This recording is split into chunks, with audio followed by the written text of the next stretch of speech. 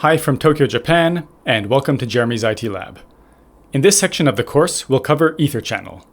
In this first video, we're going to review the basics of EtherChannel in general, and then in the following videos, we'll look deeper at Port Aggregation Protocol, PAGP, and Link Aggregation Control Protocol, LACP. Of course, EtherChannel is not just a topic for the ENCOR exam, it's also a CCNA topic. So you should already know what EtherChannel is, how it basically works, how to configure it, etc. But this video should serve as a useful review to get you back up to speed, and we'll also cover some additional details beyond what's covered in the CCNA. We'll start with the purpose of EtherChannel, what it does, and why we use it. I'll explain how EtherChannel load balancing works, including how the switch selects which physical port to use to forward each frame. We'll then cover how to configure EtherChannel, including static EtherChannel, the negotiation protocols PAGP and LACP, and a feature called auto lag. We'll also cover layer 3 EtherChannel, which you can use to bundle routed ports together. And finally, we'll cover some EtherChannel verification commands that you can use to verify that your EtherChannels are working, and also to troubleshoot when issues occur. Let's get started. First of all, for the past while in the course, I've been using dark mode, and it has been very well received. So I'm going to make a decision that might be controversial. I'm switching back to light mode. The main reason is that, for those of you who buy the course on my website and get the PDF slides, it's much better to print these white slides. Some people like to print the slides and take notes on them, and printing the slides with a dark background would eat up all of your ink, and we all know printer ink costs a fortune. So for those of you who prefer dark mode, I'm sorry, I like it too, but maybe you can adjust your monitor's brightness or use night shift to make the color warmer and easier on your eyes. I'm going to stick with light mode for the rest of the course. Now let's get started with EtherChannel. So what is EtherChannel? Hopefully you know this already, but it allows you to bundle multiple physical connections between switches into a single logical connection. It could also be connections between a switch and another device, like a wireless LAN controller or a server. The general purpose of EtherChannel is to increase total bandwidth in the LAN and provide redundancy. And it also simplifies management by treating multiple links as one, mitigates STP blocking issues, and balances traffic over the links in the EtherChannel, avoiding congestion on one link. That first point about simplifying management is especially true for layer 3 EtherChannel, which we'll cover later. So here we have two switches, switch 1 and switch 2, with redundant connections between them. We aren't using EtherChannel, so only one link between them is active. Switch 2 G01 is an alternate port, blocking traffic to prevent loops. So the total bandwidth available between switch 1 and switch 2 is 1 gigabit per second. The second link provides redundancy, as it's ready to take over if the active link fails, but under normal circumstances, it's not in use. EtherChannel fixes that. Now that the ports are bundled in an EtherChannel, G00 and G01 are treated as a single logical port, PO1, port channel 1. There is no loop between the switches, because the two links are treated as a single logical link. A broadcast frame received on one of the member ports won't be flooded out of the other member port. And now we have 2 gigabits of bandwidth between the switches, as both G00 and G01 are active at the same time. But it's worth noting that this is slightly different from having a single 2 gigabit per second link. Let's see why. EtherChannel can be compared to adding more lanes to a highway. Adding more lanes to a highway increases its total capacity, but the speed limit of each car remains the same. So here we have a highway with one lane in each direction. Cars on the highway can go 100 kilometers per hour in each direction. That's about 62 miles for my American friends. With lots of cars on the road, it could get congested and prevent cars from actually going at 100 kilometers per hour. What happens if you expand the highway with extra lanes? Now it has a greater capacity and can fit more cars at once, but the maximum speed of each car is still 100 kilometers per hour. This is very similar to how EtherChannel works. EtherChannel increases the bandwidth, the capacity, of a connection between switches, but each communication flow is limited to the speed of the member ports. So with switch 1 and switch 2 connected by an EtherChannel like this, the maximum rate of an individual flow is 1 gigabit per second, since each port that makes up the EtherChannel is 1 gig. For review, a flow is a unidirectional sequence of packets sharing common properties such as source and destination addresses, ports, protocol, etc. They represent a single communication session between endpoints. So if we have two communicating endpoints, let's say PC1 and server1, the packets from PC1 to server1 are one flow, and the return packets from server1 to PC1 are another flow. Over this ether channel here, each of those flows can have a maximum rate of 1 gigabit per second, even though the total capacity of the link is 2 gigabits per second. Let me demonstrate that more clearly by talking about ether channel load balancing. Now we have two PCs connected to each of the switches. After a switch determines that a frame should be forwarded out of a port channel interface, it must then decide which member port to use for the frame. If PC3 initiates a communication flow with PC1, such as a file transfer, all frames from PC3 to PC1 will be forwarded out of the same member port. Let's say it's G00. Switch 2 forwards every message in this flow out of the same physical port. Load balancing in ether channel is per flow, not per frame. If PC4 then starts communicating with PC2, each of its frames will be forwarded out of the same port as well, for example G01. So this means that, although the ether channel's bandwidth is 2 gigabits per second, the maximum rate for each flow is 1 gigabit per second, just like the cars on the highway example. Now let's see how the switches decide which physical port to forward frames out of. To do this, EtherChannel uses a hashing algorithm to calculate a value from 0 to 7 for each frame. The algorithm takes specific characteristics from the frame, such as the source or destination MAC, source or destination IP, etc., and then the algorithm spits out a number from 0 to 7.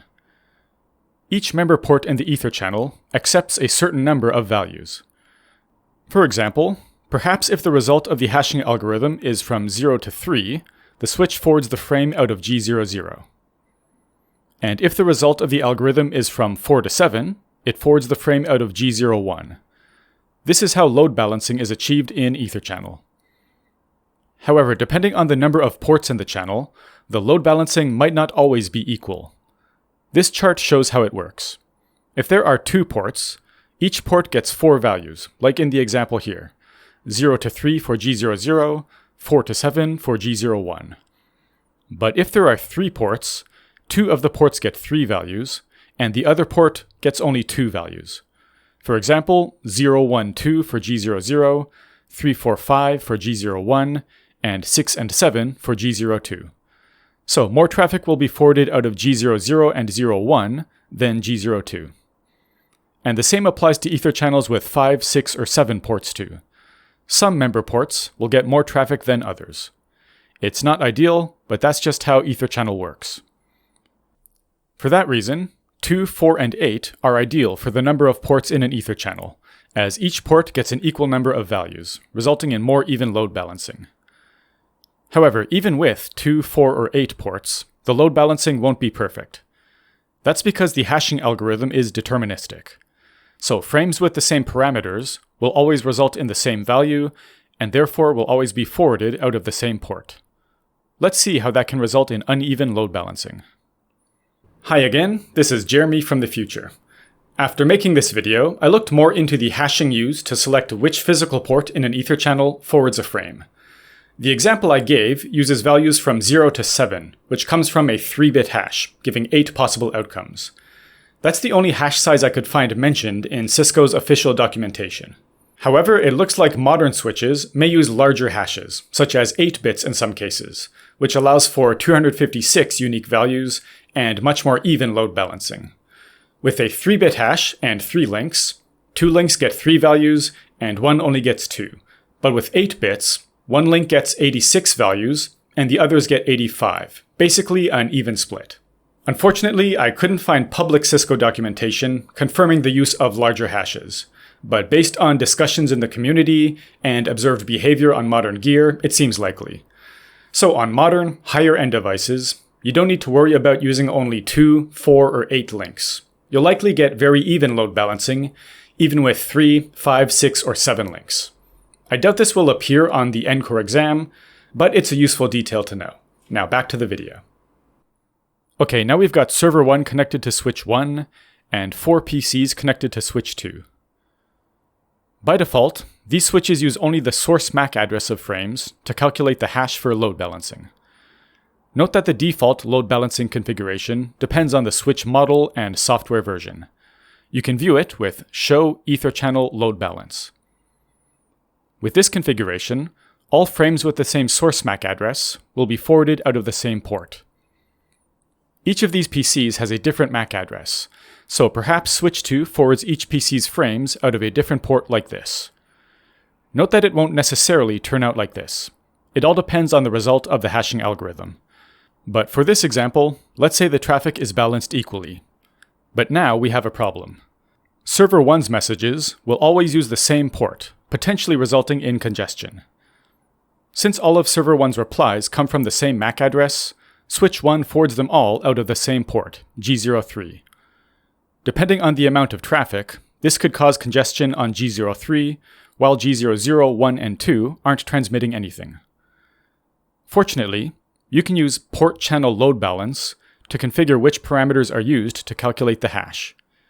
Here are the options available. The options can vary depending on the switch model and software version. Some switches will have fewer options than this, and some will have additional options, like the frame's VLAN. So which of these should you pick to achieve the best load balancing? Well, the appropriate method depends on the types of traffic that are prevalent in the network. You can't manually control which traffic uses which port, so finding the best option may take some trial and error. If you notice one link is congested while the others aren't, try another method and see.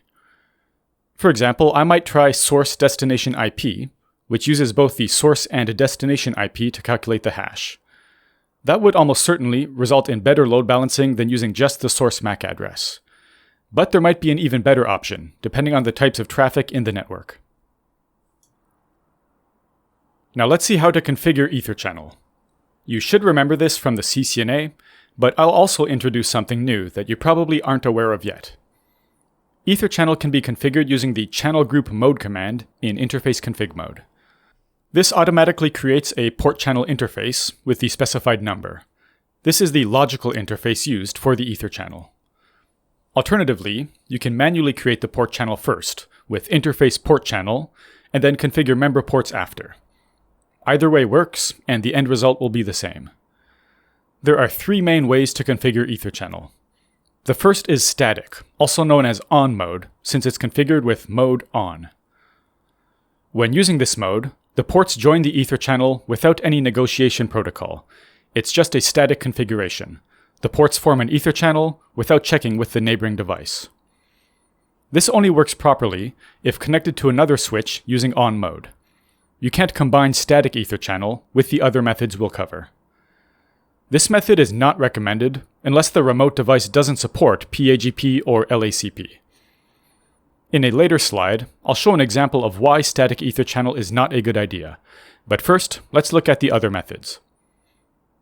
Instead of static EtherChannel, you should use dynamic EtherChannel, in which the switches use a negotiation protocol to communicate with each other and set up the EtherChannel. The first option is PAGP, Port Aggregation Protocol, which is Cisco proprietary.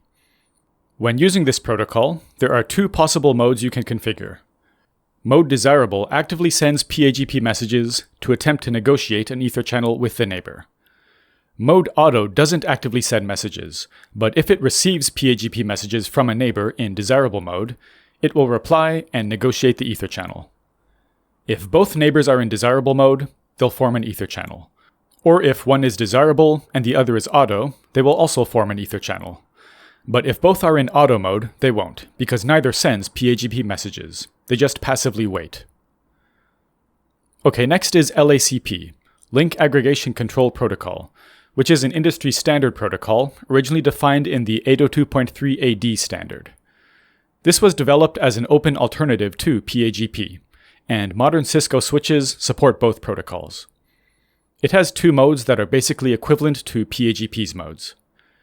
Active mode is like PAGP's desirable mode, actively sending LACP messages, and passive mode is like auto mode.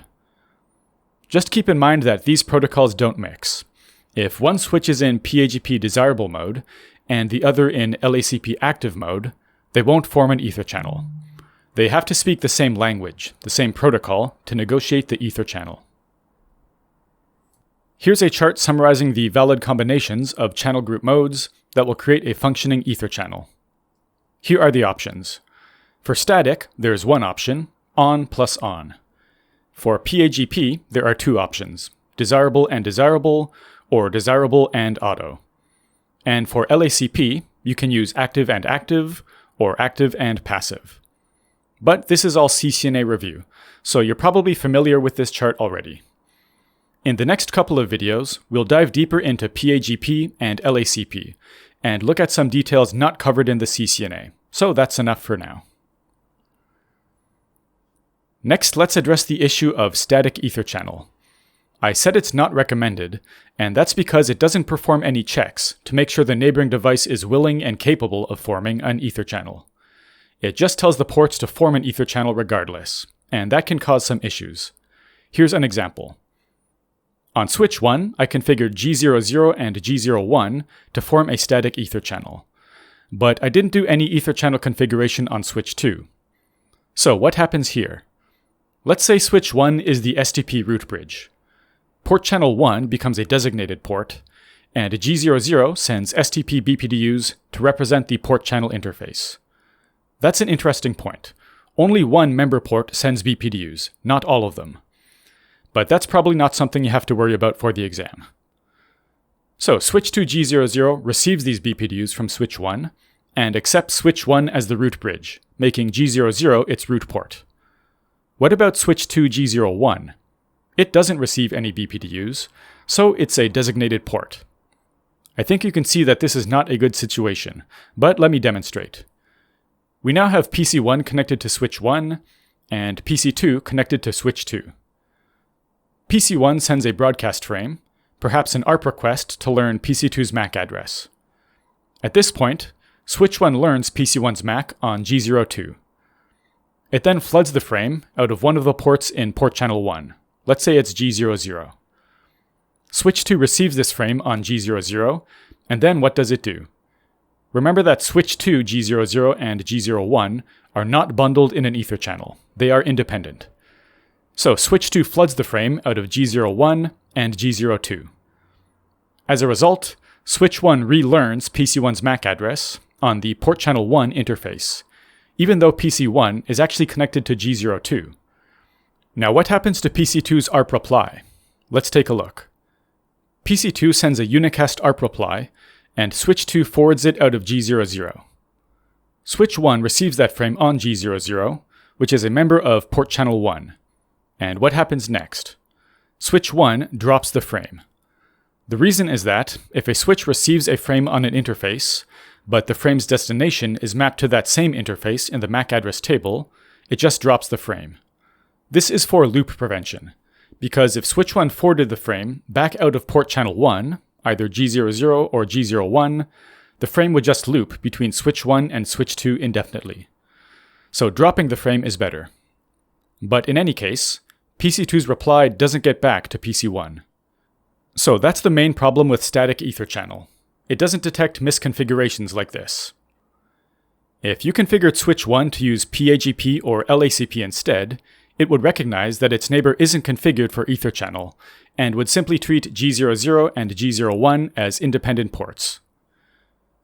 It's worth mentioning that there is an STP optional feature called EtherChannel Guard, or EtherChannel Misconfig Guard, that the switch can use to detect misconfigurations like this and error disable the ports, switch 1 G00 and G01 in this example.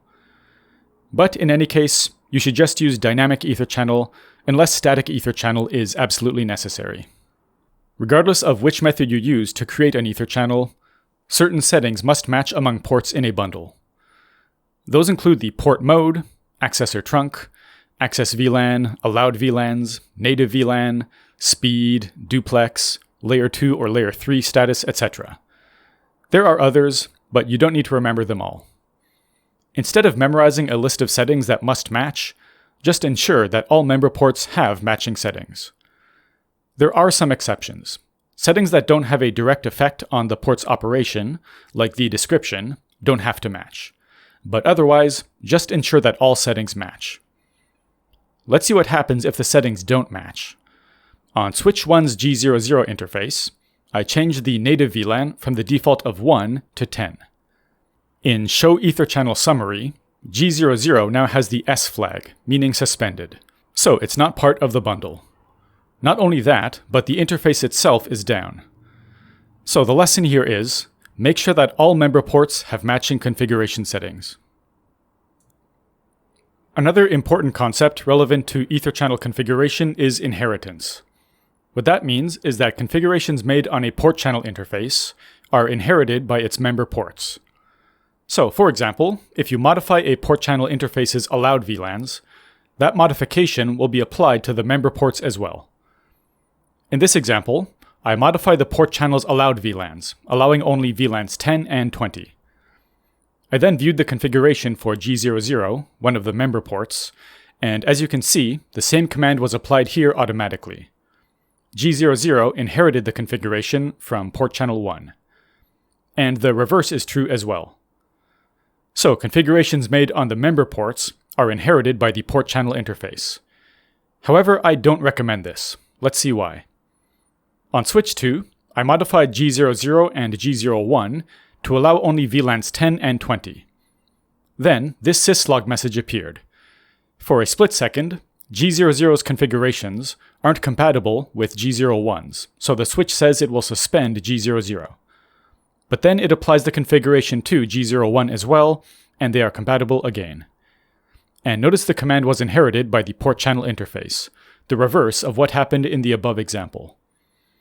To avoid any interruptions in connectivity, if you need to make configuration changes to an Ether channel, you should make the changes on the port channel, not the member ports. Although inheritance can work in both ways, it's best to configure the port channel interface. So, as I said before, you should already know about static Ether channel, PAGP, and LACP. But here's something you probably didn't learn in your CCNA studies: autolag. Autolag allows a switch to automatically create Ether channels with its neighbors. It's like having LACP enabled on all ports. All ports using autolag will send out LACP messages periodically, so if a neighbor is also using LACP, they will form an Ether channel. Autolag is enabled on all interfaces by default on Catalyst switches. You can use the channel group auto command to disable and enable it on an interface if necessary. So it's enabled on all interfaces by default, but it isn't actually active. That's because it is globally disabled by default. Autolag won't be active unless it's enabled both on the port and globally. So you can use port channel auto to enable it globally. Let's do that on switch 1. Use port channel auto in global config mode.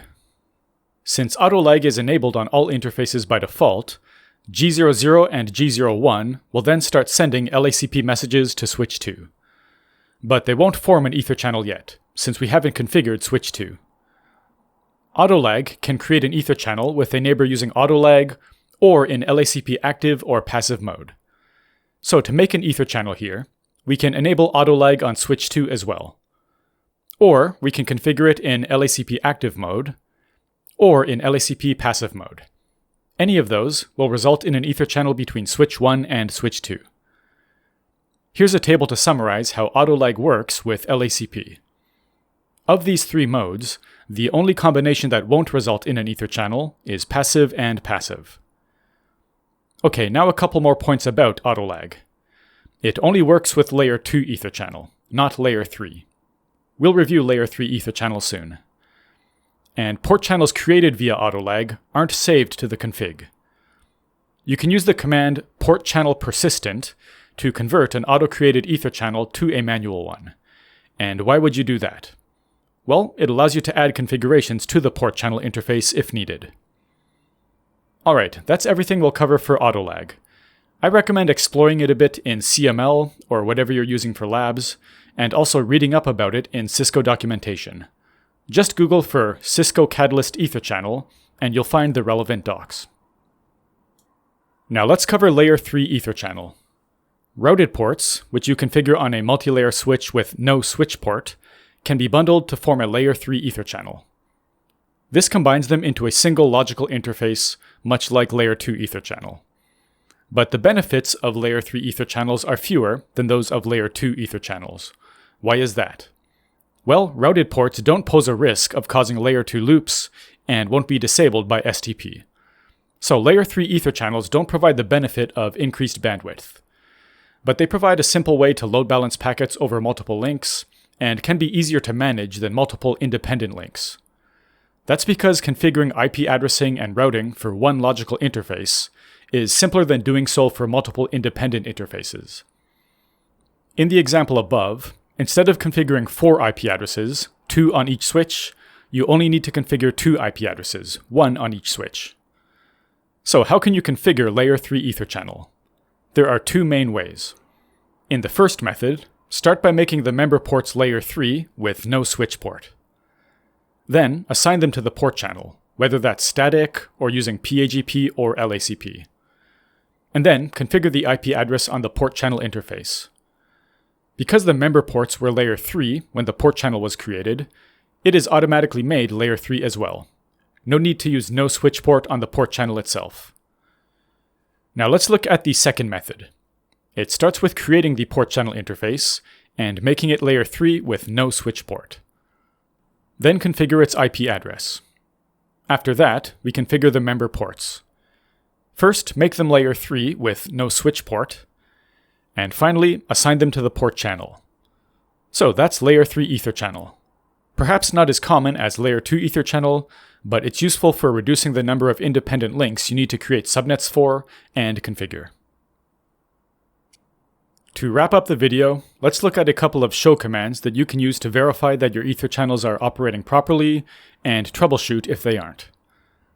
The one you'll be using the most is show EtherChannel summary, which lists all of the device's EtherChannels, their member ports, and their status.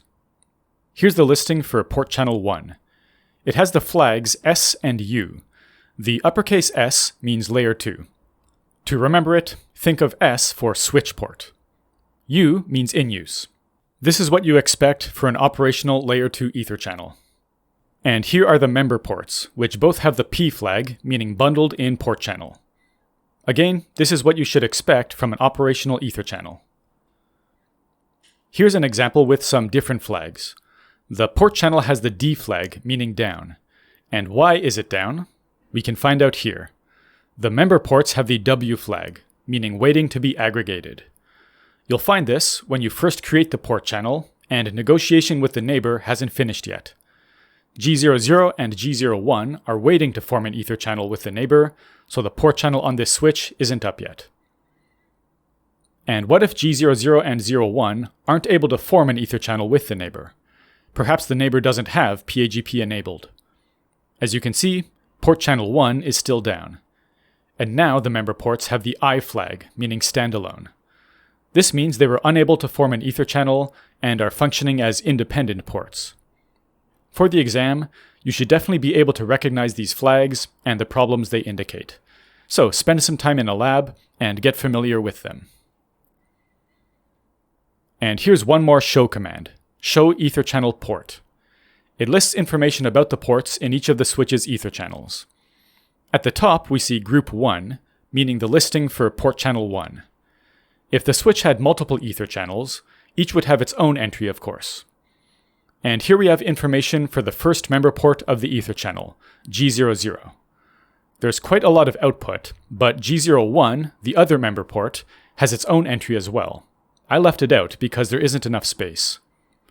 And within this entry, we have information for the local port, the port here on switch 1, and for the neighboring port, the port on the other switch. Being able to interpret show commands like this is a key part of the exam. Of course, commands like this include a lot of information that you don't need to worry about, except in the most obscure troubleshooting scenarios. But you should be able to identify the key information. In the following videos on PAGP and LACP, we'll cover some more show commands and look at them in more detail. To really understand some of the information in this output, you'll need to learn more about how PAGP and LACP work. Before moving on to the quiz, here's a one-slide review of the key points in this video. I'll read through it, but feel free to skip ahead if you just want to see all of it. EtherChannel allows you to bundle multiple physical connections between switches, or other devices, into a single logical connection. This increases total bandwidth by allowing multiple links to be active at once without causing loops, while providing redundancy. While it does increase the total bandwidth of a connection, each flow is limited to the speed of the member ports. Remember the highway analogy I used. EtherChannel uses a deterministic hashing algorithm to calculate a value from 0 to 7 for each frame. And each member port in the EtherChannel accepts a certain number of values. Here's that chart. You don't need to memorize it, but just keep in mind that 2, 4, and 8 provide the most even load balancing. You can use Show EtherChannel Load Balance to view the parameters used to calculate the hash, and use Port Channel Load Balance, followed by the method, to change the parameters that are used. The optimal choice here depends on the network and the types of traffic it carries. Next, we covered EtherChannel configuration. The three methods that we already covered in the CCNA are static with mode on, PAGP with mode desirable and auto, and LACP with mode active and passive. Here's the chart showing which combinations of modes will create a valid EtherChannel. And note that settings like port mode, allowed VLANs, and speed and duplex must match among the member ports in an EtherChannel on both sides of the link. When making configuration changes to a port channel interface, those changes are inherited by the member ports. The reverse is also true, but is not recommended. You should generally avoid making configuration changes directly on the member ports. Next, we covered auto lag, which allows a switch to automatically create LACP ether channels with its neighbors. When activated, all ports will send out LACP messages periodically. You can use the channel group auto command to control it on interfaces, but it's enabled by default, so you only need to do that if you want to disable it on specific interfaces. Use port channel auto in global config mode to enable it globally. It's disabled by default, so you need to do this if you want to use it. You can then use port channel persistent in privileged exec mode to convert an auto-created ether channel to a manual one. This enables you to make configuration changes to the port channel. We then reviewed Layer 3 ether channel, which bundles routed ports into an ether channel, simplifying configuration and management. If you have multiple routed connections between switches, this means you don't have to configure routing and IP addresses on each individual port. To configure it, make sure to use no switch port on member interfaces before assigning them to the port channel. Finally, we briefly looked at a couple of useful show commands: show ether channel summary and show ether channel port. Okay, the next couple of videos will be about PAGP and LACP, and we'll dive deeper in those videos. But hopefully you picked up some new info in this video. Now let's do a short quiz to test your understanding. Here's quiz question 1. Which of the following statements about EtherChannel are true? Select 3. Pause the video now to think about your answers. Okay, the answers are C, D, and F. C is correct because due to EtherChannel's deterministic hashing algorithm, messages with the same parameters will always use the same physical port. D is correct because PAGP and LACP don't mix.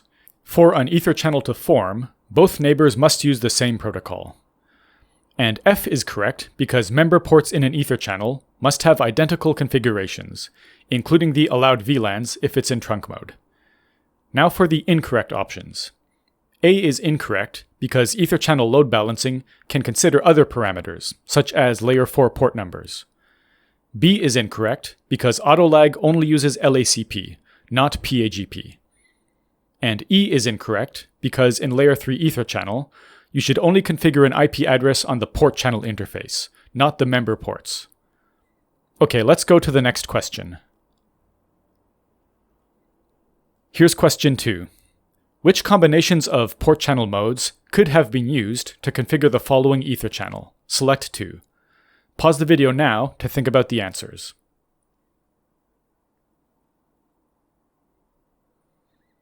Okay, the answers are B and D. As the output says, this ether channel was created using PAGP as its negotiation protocol. There are two ways to create an Ether channel with PAGP. Both neighbors using desirable mode, or one neighbor using desirable and the other using auto mode.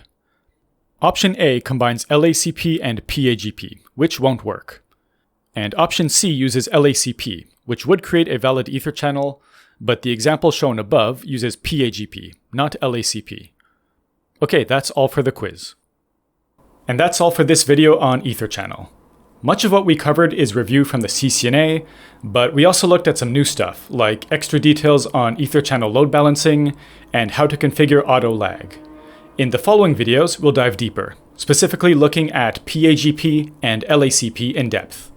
I hope this video was helpful. Thanks for watching. Before finishing this video, let me thank my JCNP level channel members who support me through YouTube channel membership. To become a member, please click the join button under the video.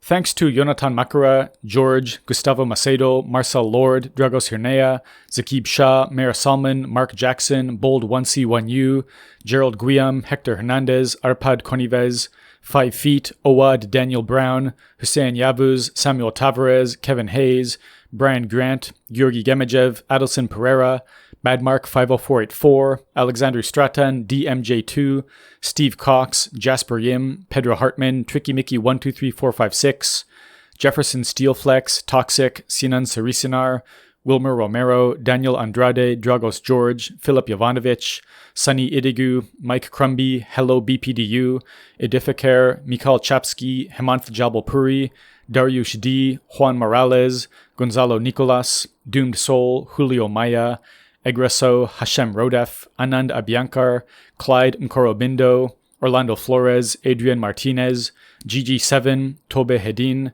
Ray Enriquez, MDS Electronar Zedja, G. Gant, Henrietta Sauer, Yukshika, Uma Shankar Sharma, Aliriza Belir, Seb Z, James Corley, Alexei Usov, Excelius, To Be Like Our Superheroes, Mohammed Balta, Tazo Gurganadze, Brandon Byers, Opsero, Mohammed, Mateo Falcone, Omole Celine, John Rabi Good, Zach Ross, I'm Me 87, KB Marco, Christ Ready Adventures Limited, DB Foreigner, Manuel Morlote, Thug Life, and Modi.